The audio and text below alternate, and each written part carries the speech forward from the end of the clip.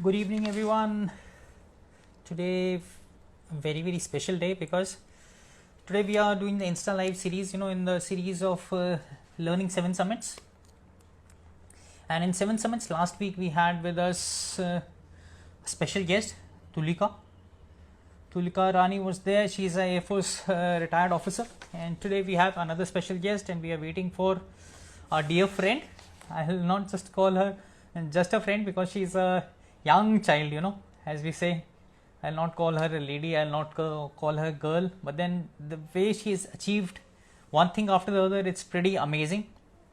And we'll soon be having her online with us. Her name is Kamya, and we're just waiting for her to join, and then we'll just bombard her with all our inquisitiveness and lots of questions for her today. Because Aconcagua is actually too difficult. It's not easy at all. And looking at her, you might think that if a child can do, so can other people. So it's going to be really exciting. And then once we start asking her questions, lots and lots of them, we'll expect people also, all those who are listening to her and to me, that any questions you have, you feel free to ask whatever you want to know.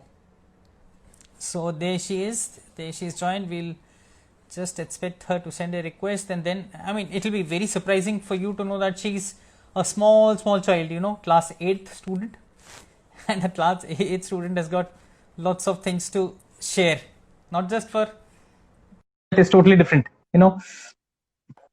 and I'll also tell you about myself before we join with her. I'm Romil, and then I'll be hosting for today. Hi Kamya, hi Karthik. Hi. So should I say welcome back or should I say welcome?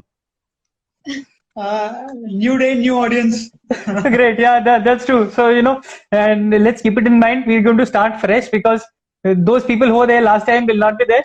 So generally we'll keep it. Now we are friends, so we'll keep it the way we were doing last time, free fall, freewheeling kind of questions.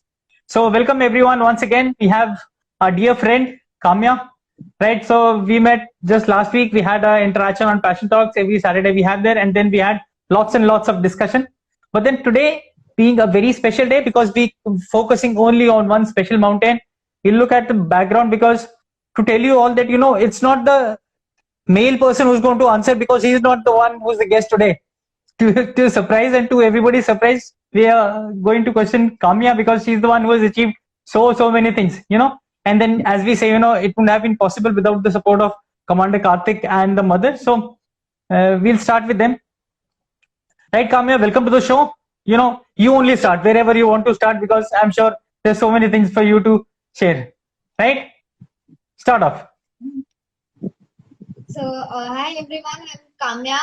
I'm 12 years old and I'm a class 8 student. And I've been mountaineering for a pretty long time. I started on my first Himalayan trek when I was 7, and it's been an amazing journey so far. Right. So you started once you were 7.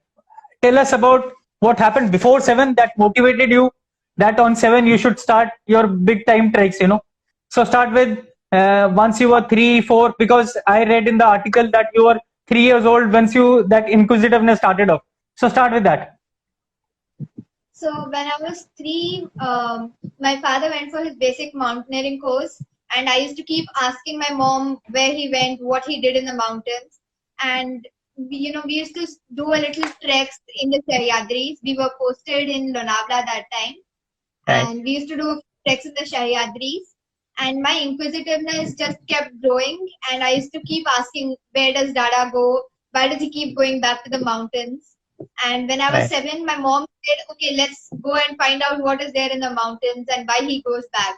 So that's how I went on my trek in the Himalayas. Okay, question to Commander Karthik. When did you realize, that you're going to take her daughter not just for evening walks or morning just stroll to the mountains? What was your trigger point? There was no plans actually, but we were just living a normal life as any Fauji would live. Go for evening walks, and it was my good luck that I was posted in a place which was in the hotspot of biodiversity in Lonavala. Right. And the Western Ghats did a great job in shaping her early feet. But after we, like how she said, she was very inquisitive as to why I was going to the mountains.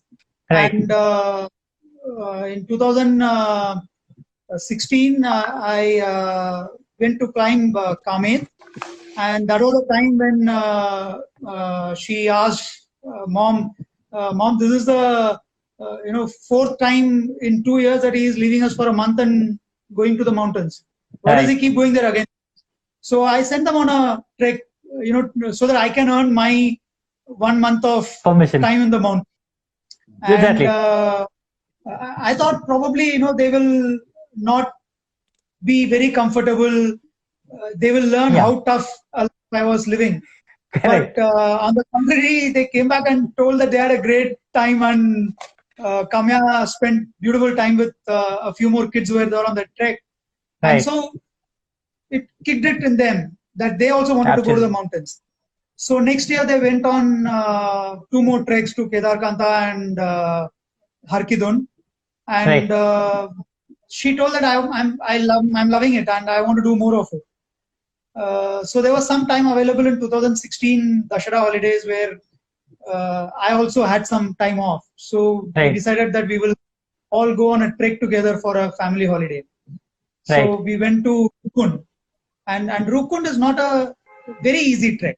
It's a beautiful trek in the beginning, but as you go up, it turns out to be a little tough trek. And we went in the month of October. It was pretty cold. There was a lot of snow, frozen ice in the morning when we walked to the lake, and Kamya didn't show any holding back her.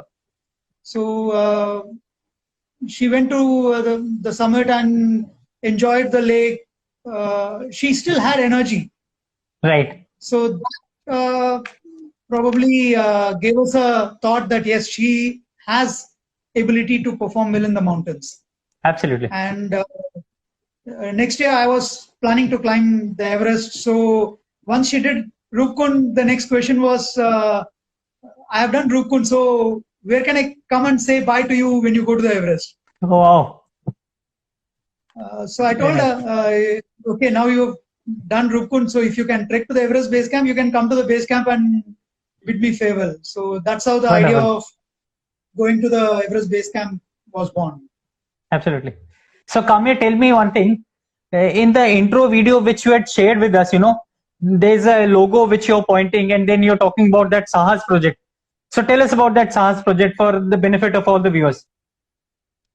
So in 2017, I climbed Stoke Kangri in Leh. Right. And when I came back, I wasn't very tired. And, we were discussing, and my father asked me that if I realized I had climbed higher than the highest peaks in 5 of the 7 continents. Correct. And I was pretty tired. So we thought, I had the potential, and we wanted to do the 7 summits. Right. And I had already done my skiing courses from IISM and Gulmarg Skiing School in Jammu and Kashmir.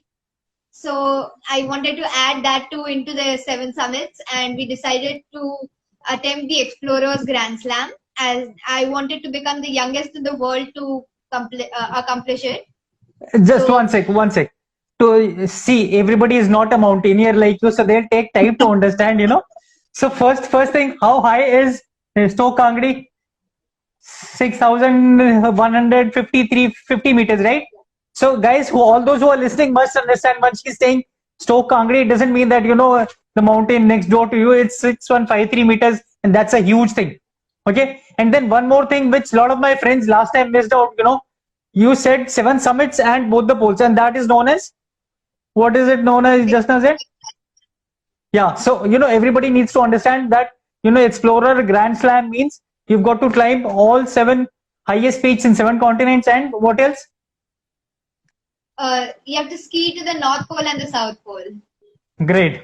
So that's how it all started, and from Stoke Kangri, you decided, Sahas project. Yes, Commander. This is exactly how she made us feel when we got down from the summit of Stoke Kangri. I'm sure, the way she's saying, people will not understand, all those who have been there. It was a real tough climb. 19 hours outright in the mountains. Right. We got out at 11:30 in the night and we reached back around 5:30 or so the next day evening. So that's the amount of climbing that we did. Yeah. And when we got back, Kamya was very calmly sitting in the kitchen. She got back 1 hour before us.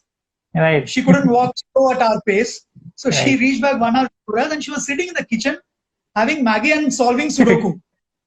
Wow. So actually it just came out of me. Kamya, did you even realize you just climbed, higher than the peaks in 5 continents of the world? Right. There are Absolutely. no peaks higher than this in 5 continents of the world. And you're True. sitting here solving Sudoku. So Yeah. that was a spark which, made us think that, yes, she can do the 7 summits if she perceives and practices. So Absolutely. that's how Sahas. So we gave it a little, shape. Right. We told, okay, we can give it a name so that she has a figurative aim in front of her, which she can aim to accomplish. And again, for the viewers' knowledge, the Explorers Grand Slam has been done only by how many people in the world, Samya? 63 people in the world. That's true. And there are only 14 females who have done that. Wow. So that's the Great. enormity of what she wanted to do. Actually, we just thought of the 7 summits. She thought, I have learned skiing.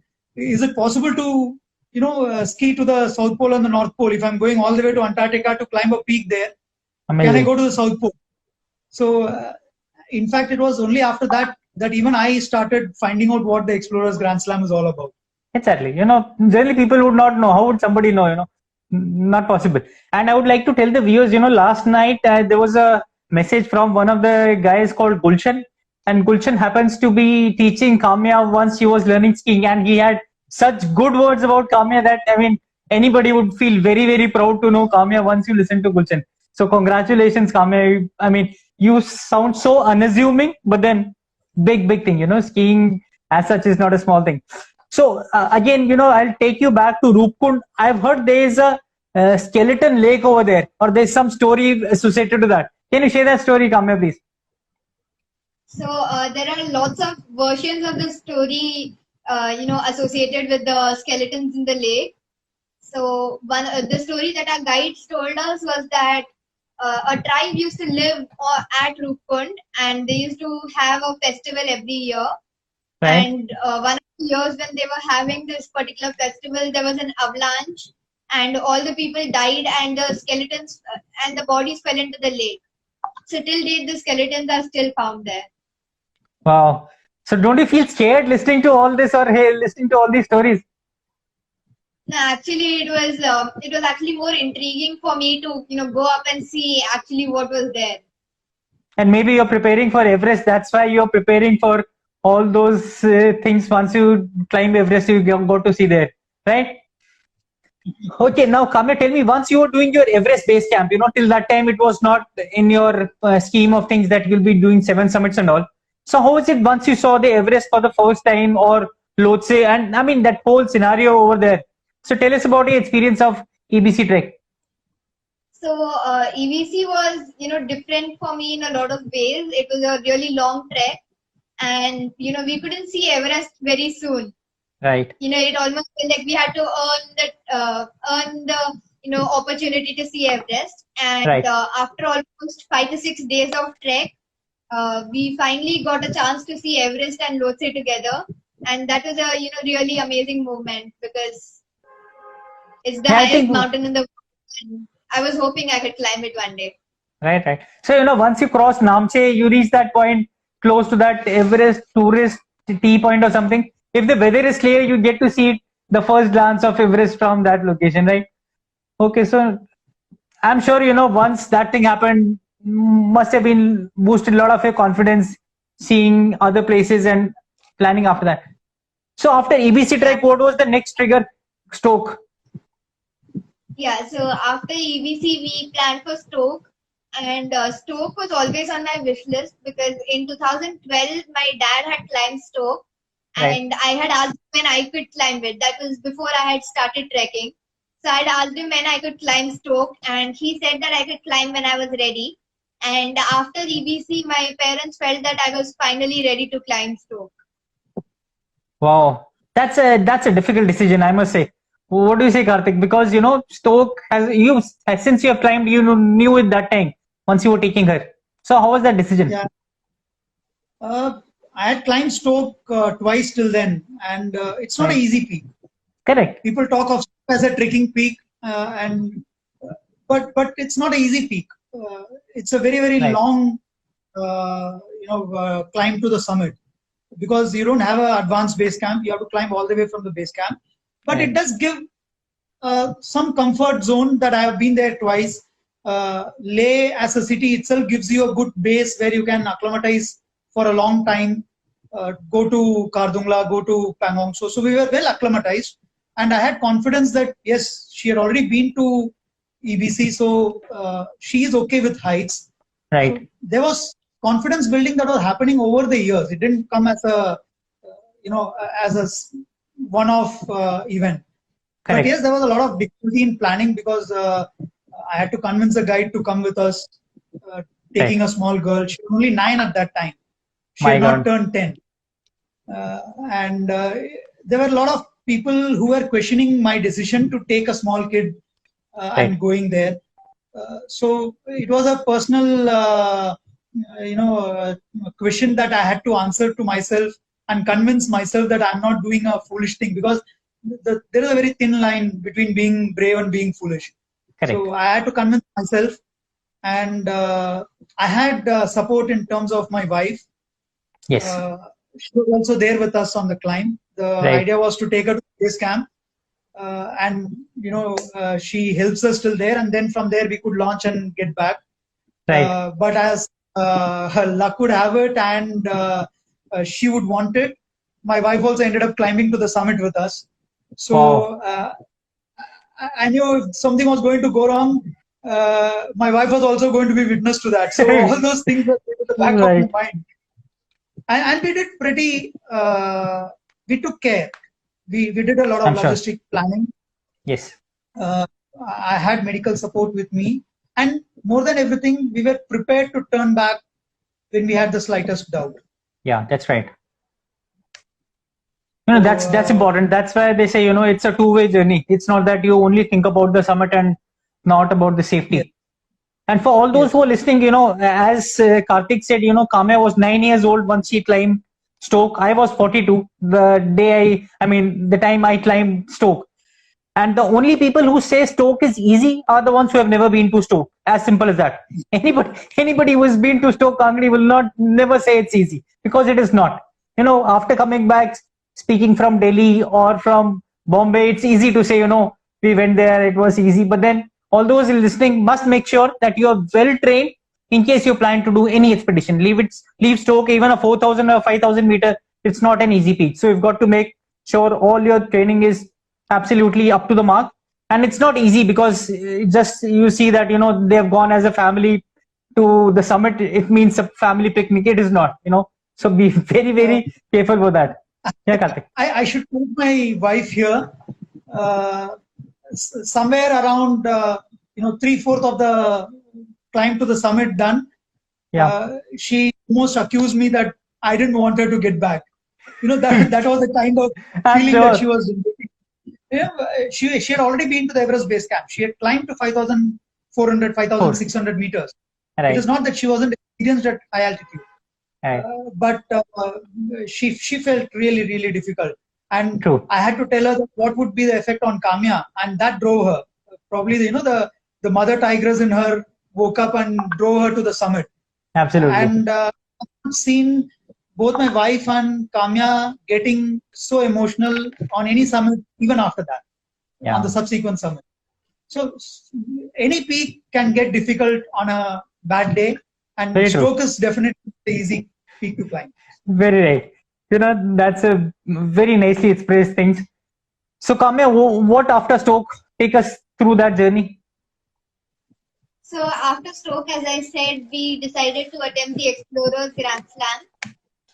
And in 2017, we were in Hyderabad for the duathlon there, and we finished the duathlon, and we were just about to go back to Vizag. My dad was posted in Vizag that time, so Okay. we were just about to go back, and dad got a call from Shekhar Babu, who is Purna Malabat's mentor. She's the Right.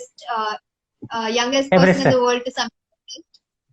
So he said that he had heard about me after the Stokangri climb, and he wanted to meet us.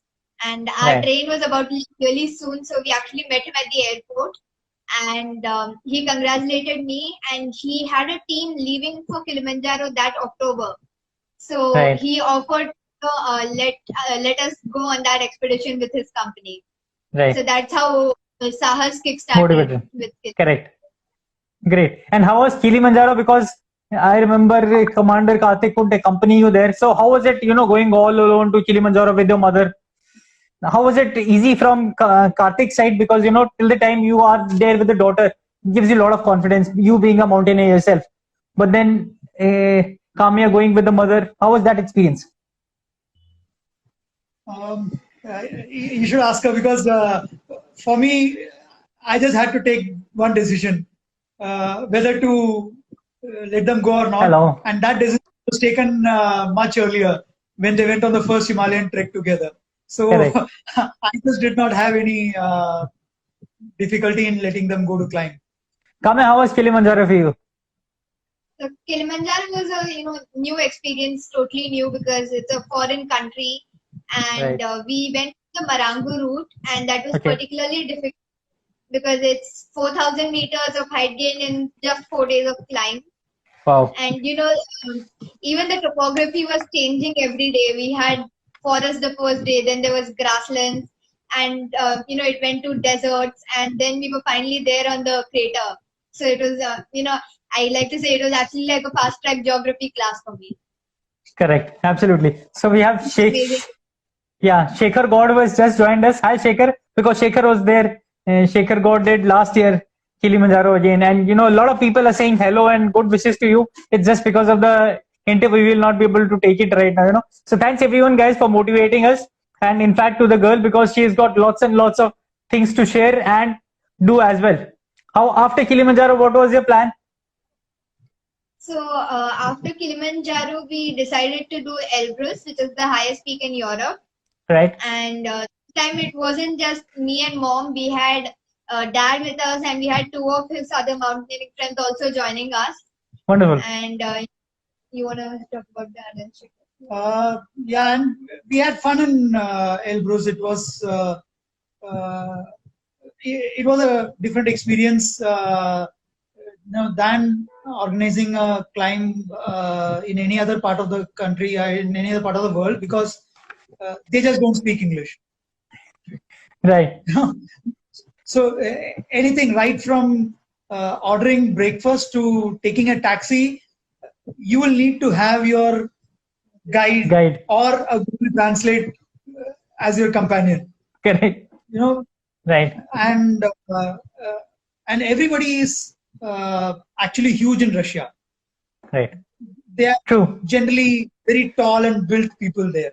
Right. And we went thinking that we would hire a boot for Kamya in Russia and make her climb. And we went to the base village, and we just could not find boot of a size in any of the shops. Correct. To hire. So we finally ended up deciding to climb with her on snowboarding boots. Wow. So such organizational nightmares were there, because we really don't know how the boot is going to behave. Whether it's going to be cold, whether it's going to be giving the kind of grip required, whether we are going to be able to fit a crampon on a snowboarding boot. It's all experiment, and you can experiment with a grown-up, but experimenting with a 10-year-old, but it was fun. We had a good time, and you can ask her about the climb. It was how her experience was. Yeah, come on, let's say. Elbrus was again a different experience, because it's similar to Kilimanjaro in height, and it is Okay. also a dormant volcano. But it's in Russia, so it's way colder because it's up north. Yes. And as Dad said, I was wearing snowboarding boots, and it was actually an experiment. We didn't know how warm it would be, and Right. it was fun. And the thing was, I just didn't want to climb. I actually wanted to ski down from Ski the down. summit of Elbrus. So there is something called a touring boot, which you can wear and climb up the mountain, and then turn into a Ski down. skiing boot, the skiing Right. boot, and attach it to your skis and come down. But we couldn't even find touring boots of my kind, so I actually changed my boots on the summit. Wow. So I climbed up in the snowboarding boots and removed the snowboarding boots. We were carrying the skis and the skiing shoes in our backpacks, and I Oh. changed it on the summit and then skied down. So it was a new experience. And I'm sure it must not have been easy because summit is the highest point you will ever be on that particular day or for that expedition. And doing anything there, it's not easy as well as not safe. Because I remember once we were training and we were doing other summits, we had a lot of times wherein people puke at that time, because that is the highest point, making some mistake, mountain sickness, nausea.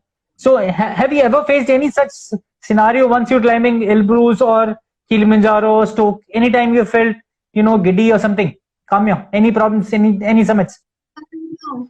Like we've always been taking it gradual, and if we ever felt wrong, I've been telling my parents if something's wrong, and we've always felt that safety is first because the mountain is going to be there. You Right. have to be safe to go and climb it again. So True. But it's not that she didn't have her downs. Right. Like she's too young and she's a child after all. Correct. So Obviously, when you wake her up in the middle of the night for a summit climb, most of our summit walks are on the. They start in the middle of the night. yeah. So Obviously. she's generally a little drowsy and she's not out of her sleep. And a lot of times we have faced, in fact, in most of the climbs we have faced a problem where she vomits in the beginning of the summit walk itself. Right. That can scare a lot of people because that's I'm the sure. first sign of Sign. high altitude sickness. Right. But somehow I have had the confidence that she was not having high altitude sickness Okay. because she's always composed. She responds to questions. She walks straight, and she was not tough on her breathing. So looking at all this, we have taken a conscious call many a times. I should thank all the guides who have guided us on all these expeditions because it's a big risk for them. Their life runs on reputation, and if something happens to a child, it can not only bear on their reputation, they will have to live with it all their life. Which Right. we were lucky to have good guides who helped us, Yes. understood what we were looking at, and I would give it to Kamya for that. That after throwing up in the middle of the night in the starting of your summit walk, Exactly. she has mustered the courage to gather herself up and continue on the walks. Amazing. Because as a 40-year-old, we get scared once we see any of our team members having such a problem. And seeing your own daughter so young, I cannot even imagine how you must be going through all this and then pushing forward. Hats off to you, Kamya, for all this. Okay, tell me about another expedition which we didn't touch last time also. Kosciuszko. How was that? Australian. So Kosciuszko was again, it was back to me and mom, and Kosciuszko is a small peak. It's just 7,310 feet. But what made it difficult was the strong winds, and also we had to drive 240 kilometers one way. Wow. Walking to the summit, we walked to the summit, and everyone else had turned back due to the wind conditions. We were the only people in the summit that day, and so we tried to take a selfie, but we only ended up breaking my mom's phone. Right. That's right. Okay, now coming on to the actual topic for the day. how did you prepare for that? What were the steps which were involved? Because a lot of people would like to know, how do you train for any expedition? Because it's not easy, I'm sure, for in COVID or without COVID, the training never stops. How was your training for your Aconcagua? So, firstly, I live in a 15-story building, and we used to climb the stairs a lot of times. We used to either run or we used to take our backpacks and walk, Wow. or otherwise we used to go on runs or cycling. And in Mumbai, we have a small hill called Malabar Hill near Yes. Marine Drive. So we used to run up there around 3 times on weekends. And weekends we used to go to the Sahyadris. It's close by, and Right. thankfully we're in Mumbai, so the mountains are really close. We can just go away for the weekend, and we used to do a lot of treks in the Sahyadris. Like moving to Mumbai was a boon and a curse at the same time. Where we were earlier posted in Vizag, Right. we had the hill just next to us. Exactly. We get out of the house and we had a hill. So you could run on the hill, you could cycle up the hill, you could walk for hours together, practicing uphill walks. Correct. But when we moved to Bombay, the scenario changed. To get out to the Sahyadris, though she says that they are nearby, it takes Yeah. about 4 hours to get out of Bombay. True. So she changed her training pattern. She started cycling out on the flats, about 25 kilometers every day. Okay. She took to running after coming to Bombay more than what she was doing at Vizag. Right. So she started running 10Ks or 15Ks at times. And we did good with the small hill, Malabar Hill, that is next to us. Right. But again, it's a boon in itself, because we had the bigger Sahyadris to explore on weekends. Right. So that gave a lot of confidence. True. And we thought of doing Aconcagua in 2018-19 itself. Right. But then we wanted to be very, very sure, because it's a big undertaking. Yes. It's not a small. It's the highest peak outside of Asia. Absolutely. So it's a big undertaking, and we wanted to be absolutely sure if Kamya is going to be able to, be successful on Aconcagua. Correct. So we trained for 1 full year after Kosciuszko. She did Kosciuszko sometime in November 2018, and we took the entire year of November 2000 up till November 2019 for training for Aconcagua. Right. She also did Mentok Kangri, another 6,000 meter peak in August of 2019. Right. But more than me, actually, that was kind of like a test for dad to, take care of me. Absolutely. Dad, mother, I'm sure, because a lot of commitment, sacrifices are there, I'm sure. No, the main thing is that till all this time, all the way till Kosciuszko, my wife was a big support. Right. She was there almost on all the treks or expeditions, right from Chandrashila all the way till Kosciuszko, about 15 outings into the mountains. Right. My wife was always there to take care of Kamya. I only had Exactly. to plan the logistics, put things in place and motivate her, train her probably. But Right. I was there on the treks to take care of Kamya's requirements. Yeah. And she's a girl child. There are a lot of things which, a father finds it difficult to take care. Yeah. And she learns Bharatanatyam, and she loves her hair. She's got really long hair, and she doesn't want to do away. True. It's a big question even to learn how to pleat her hair. I'm sure. So before going to Aconcagua, because Aconcagua, it's a financial nightmare as well. So True. not all three of us could go, and it's a difficult task to tell just my wife to go and climb with Kamya on such a big peak. Right. I was very happy with that kind of a decision. And of course, I had my personal gains to make. I wanted to visit a continent and climb a new peak. The summit. Yeah, So, that's true. So we decided to first see if I can manage Kamya all alone. So we went to Ladakh. climbed Mentop Kangri, where my wife was not there to help us other than being there in spirits. Right. So it was a great experience. Almost 3 weeks of bonding just one-on-one with Kamya. Yeah. And I learned a lot as to how a father can step outside his comfort zones to take care of the daughter. Absolutely. And Aconcagua, there were lots and lots of stories.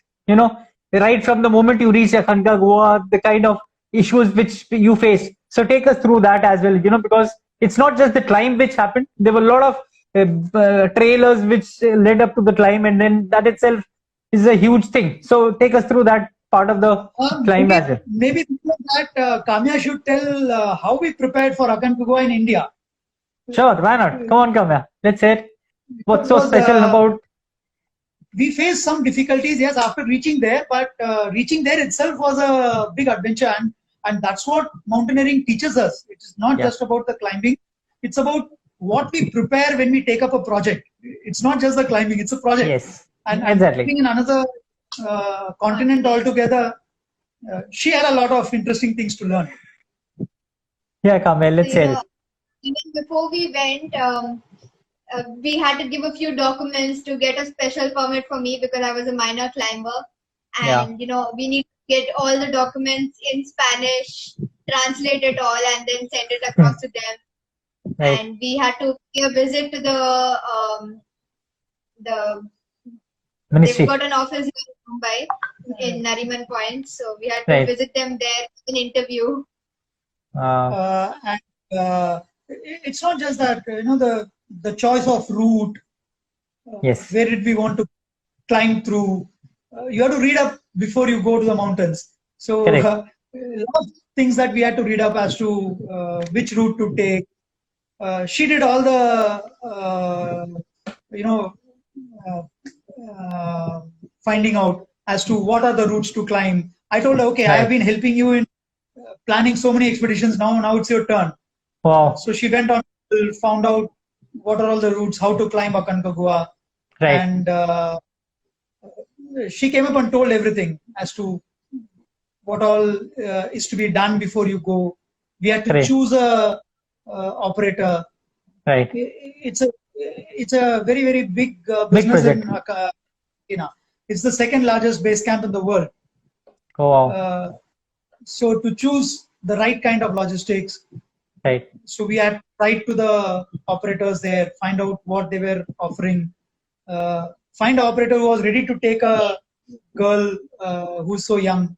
Exactly. We did all this before we went on the expedition.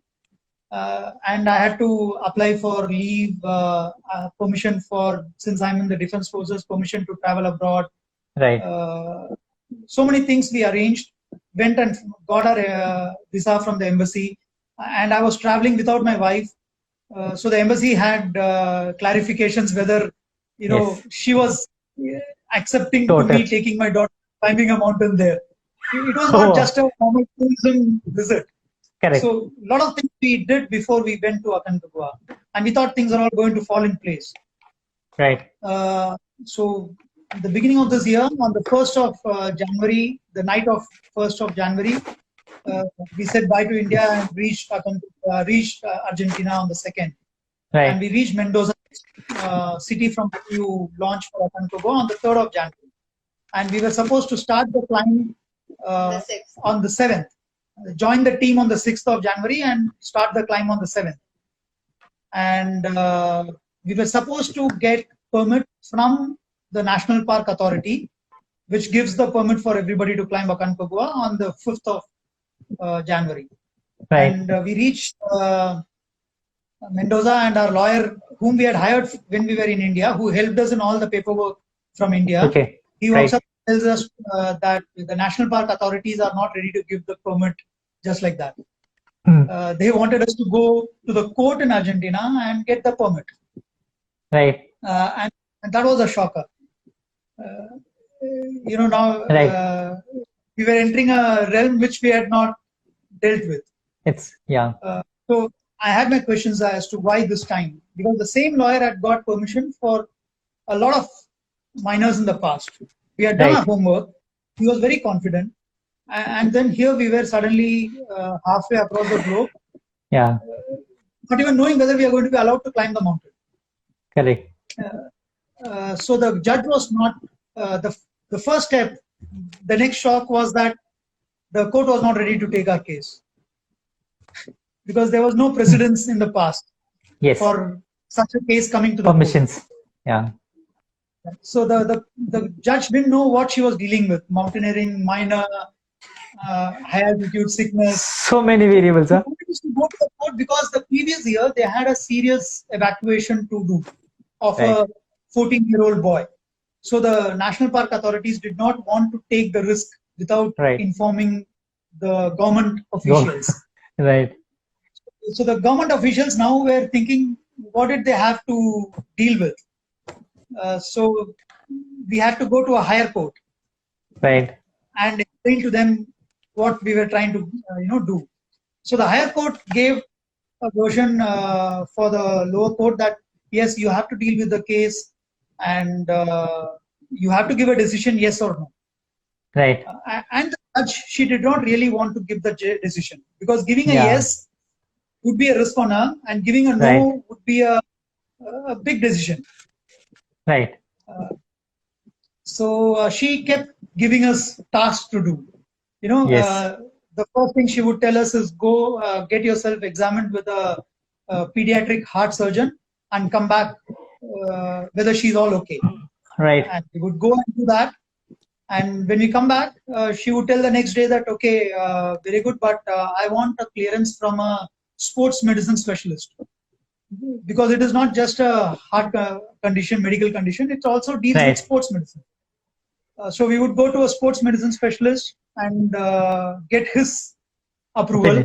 Yeah. Then she would tell, okay, I want her to be interviewed by a child psychologist to actually know whether she climbed it herself or is it being forced upon her. And so we would go to a child psychologist, give an interview and come back with his approval. Right. And when we would do that, he would tell that I would need Spanish translation of a lot of documents which we had taken from India. Well, Right, her birth certificate. So my God. every day she used to find a reason to postpone the case. Right. And time was ticking because we were on a strict time limit. We had to come back to India. Our visas had a time limit. My Absolutely. permission to travel had a time limit. The agency which we had contracted were very helpful, but it was actually funny. We would tell, okay, we would probably get the approval day after tomorrow. So they would tell us, okay, go join this group of ours which is leaving day after tomorrow. They had a Right. team leaving every 2 days. So And- we attended the team meeting scheduled for all the teams. So we almost ended attending team meets for 8 teams. Oh. And seeing everyone else going except you, I'm sure must have been a big challenge. Only you can understand. Not easy. It's okay for me because I'm 40 years old. Still. I've seen the world. Right. I've been in the forces where we are exposed to tough situations. Right. We do tend to fight situations, take on them. But I was really happy the way Kamya stood the test of time. Yes. That's the first time I realized, yes, what mountaineering has done to Kamya. Daughter. Right. Very true. She was all, strong throughout. I could not let her go even for a minute out of my sight. So she was actually hearing everything that was happening to us. And she stood strong. And we had great support from one of our lawyers, whom we hired. Yeah. He took up the case really strong with the court. And he saw through that we got the permission finally.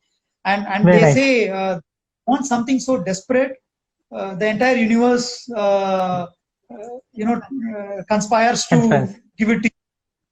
So the Very true. entire universe seemed to conspire, and on the final day, when we had all the requirements that the court had asked for, the judge changed. They were having their summer holidays, so the judge changed, and the new judge who came happened to be a mountaineer himself. Wow. So, so That's he true. gave us a permit. Yeah. being a mountaineer, understanding whatever was going on, and Yeah. and it was very very they were touchy moments. We were there on the media in Argentina. Okay. The media was supporting that there is a girl who had come all the way from India and trying to climb a peak and send a message through that Indian girls should come out and get to the outdoors. Correct. And the Argentinian public were responding to that. We would walk on the roads and people would see Kamya and tell, okay, you are the girl on TV Wonderful. who wants to climb Goa. We pray that you climb the mountain and you set an example for your folks back home. Country. So Great. it was very, Wonderful. very, so we had that thing behind us that, we were carrying the entire country's hopes Package. on our shoulders. Very So true. it was very nice. Coming on to the expedition, how was it? There again a lot of challenges were there. Just quickly take us through because otherwise we'll run short of time. Right? Yeah. So we finally began the expedition, but we had to extend our visas, we had to extend our travel plans, but we remained focused on climbing the mountain, and everything fell in place around that. And we finally set out on our climb on the 17th, and everything was going fine. We went to a camp called Confluencia, which is between the base camp and the starting point. And Okay. we did an acclimatization. We went to the base camp. We stayed there for a day. We did a load ferry to Camp 1. We took food, water, because there was no water at Camp 1. And Right. we came back. There was another rest day. We went to Camp 1. And the next day we went to Camp 2. And there we had a rest day. And Camp 2 was the last medical checkpoint. So they have a Okay. National Park Medical Service, and they had a hut in Camp 2 where you would get checked by doctors for the last time before you summit. Right. And there the doctors checked me a lot of times, to make sure that I was fine. And Yes. the guys were hesitant right from the beginning to take me up, and they kept checking me, hoping that there'll be something, probably. And the next day we set out from Camp 2 to Camp 3, which was Right. our summit camp. And it was a really cold day, and I started out with some thin gloves. So I stopped a couple of times. I told my dad I was feeling cold. We exchanged gloves because he was wearing a mitten, and we exchanged our gloves. But I was still feeling a bit cold, so he told me to punch my hands. And in this process, we stopped a few times. Yes. And the guys, they suspected that I was stopping because I was showing signs of high altitude sickness, Okay. and they wanted us to turn back. Yeah. And we requested them a lot that I'm fine and we can continue the climb. But Right. they were really forceful to such a point that they said either now you turn back to Camp 2 or we're going to call the National Park Police. Wow. Police. Wonderful. I was very confident because Kame has been above 5,800 meters almost 5 times by then. Right. So I was confident she wouldn't come up with high altitude sickness, and she wasn't Right. actually having any signs of high altitude sickness. I know her cold quotient and things like that. So I was very confident that she would, after she starts walking a few more minutes, she would be fine. But Right. they wanted to find a reason to send her back. And initially they were hoping on the medical vitals. They failed them. So they found this as a reason to send her back. Right. We were very, very comfortable till then, but turning back from that point, almost 5,800 meters with only 200 meters left to the summit camp, it was very disheartening. Correct. We came back straight to Camp 2 since they forced us, but we went to the medical hut again, and we told the doctors to examine her, to check Okay. if she actually had any issues with the altitude. And Cool. she turned out to be maybe a little better than the vitals that she Last time. started off the day. Her oxygen was almost 77% at 5,500 meters, so which is Wow. not at all bad. Yeah. Yeah. So, True. so we were confident, and we reasoned out with the guide that everything is fine, and the doctors told her yes, she can climb. Okay. But again, we were just hoping Wonderful. to go up. The guide walked up to us and told that he has already sent our tents down. So Oh my God. we didn't have any place to stay. So that was really one bad moment where even I felt really, really down, and we had to Correct. walk back to the base. It might just look like a 2 days climb that we had to repeat, but walking down from 5,800 meters to the base camp at 4,600 was a big, big letdown. Yeah, I'm sure. And I thought maybe this is the end of the expedition. Because Right. I had my doubts. I am going to be able to climb, whether Kamya is going to be able to climb again. So we had a lot of retrospection when we got back to the base camp. Right. And thanks to her, she gave me a lot of confidence. Yes. She told me in plain, simple words, if we have traveled all this far to climb, and if I'm being sent back for something which is not my mistake, Yeah. I want to be able to prove my ability. Let's climb if we get a chance. So that gave me a lot of confidence. I spoke to the company, and they were actually very, very considerate in giving us another chance to climb if we were ready to go up. Commendable. So, So we So got how was a it after new that? guide. He was a really good guide. He didn't have any preconceived ideas that I'm a child or I'm a girl and I Correct. won't be able to climb.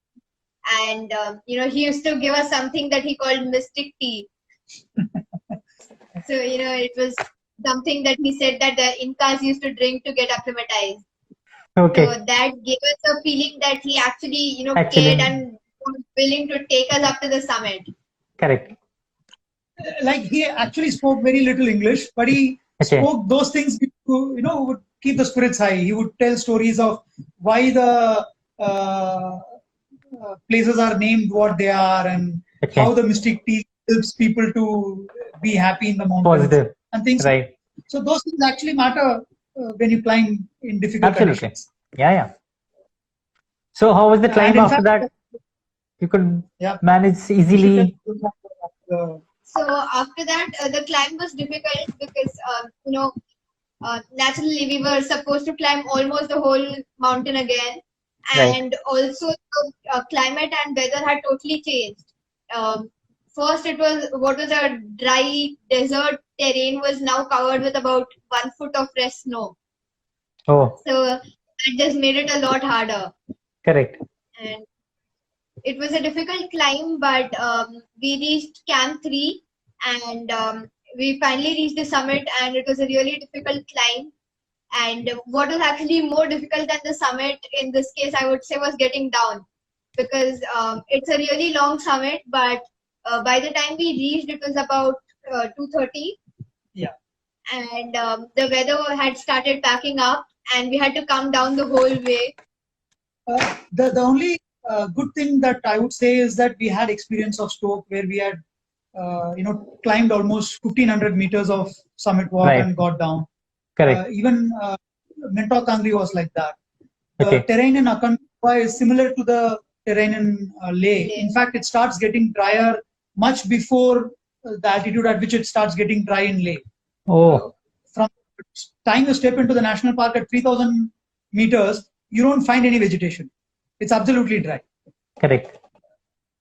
And finding snow at that terrain was a surprise even to a lot of people.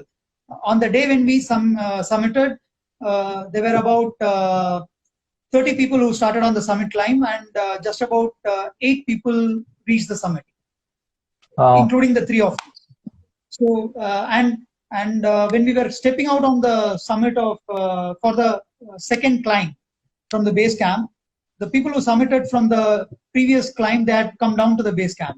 Yeah.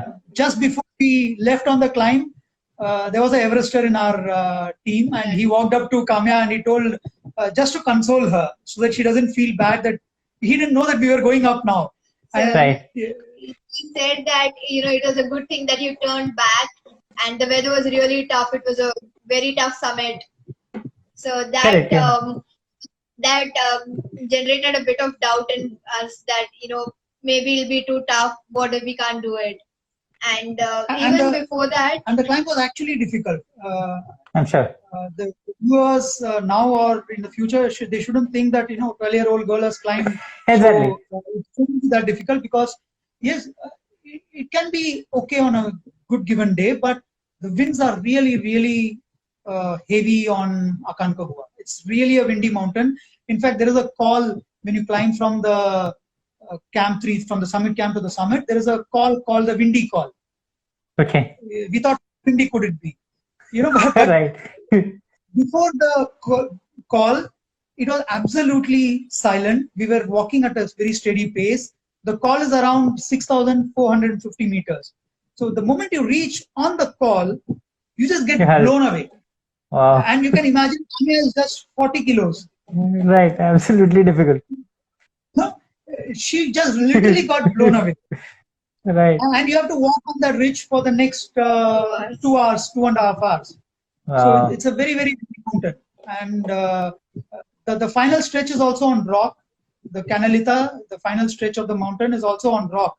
And you're already wearing crampons because you have walked on snow. Snow. Right. So almost 300 meters you're climbing on rock with crampons. So painful. Right. It was a difficult climb, but then, all's well that ends well. So No, that's true. And I would like to tell the viewers this thing. Once you do a rotation on Everest, you come back and then spend 3-4 days before you regain your energy and then start climbing the next time. And if you have to come back and next day again you have to climb back, so it takes lots and lots of mental strength. Last story you would like to hear about your coming back from the expedition. I heard before you reached the airport again, you had some F up, which we call it. What happened that time? so many people would believe that the adventure ended there, and so did we actually. But we reached the airport, and we couldn't extend our visas because they told us in the visa office that you can only extend your visas 5 days before they expire. And Okay. we told them that we do the mountain 5 days before our visa expires, and there's no one to do it here. True. They said that we could pay a fine whenever we left the country, and so to get our visa extended. And that fine we had to pay it right before the flight. And there were basically 2 terminals in the airports, and there was some confusion as to where our flight was and where the immigration counter was. Right. And we shuffled. when we say 2 terminals, the terminals were almost a 5 kilometer apart, going and coming back. So we got dropped in the right terminal, but somebody guided us to the terminal which was international. So we went to the other terminal pushing 2 trolleys of 60 kgs of bags of mountaineering equipment and clothing and everything.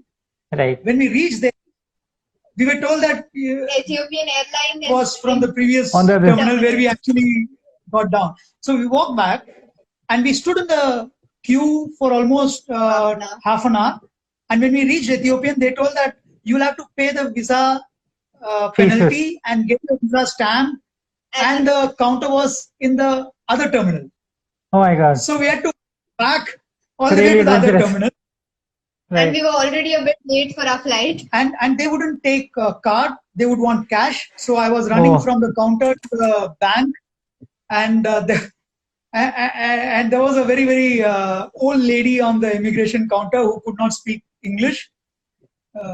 And Kamya was making fun of her. When all this was going and I was thinking I was going to miss the flight, Kamya was Yeah. making fun of the old lady that see how How fast she's she doing, types.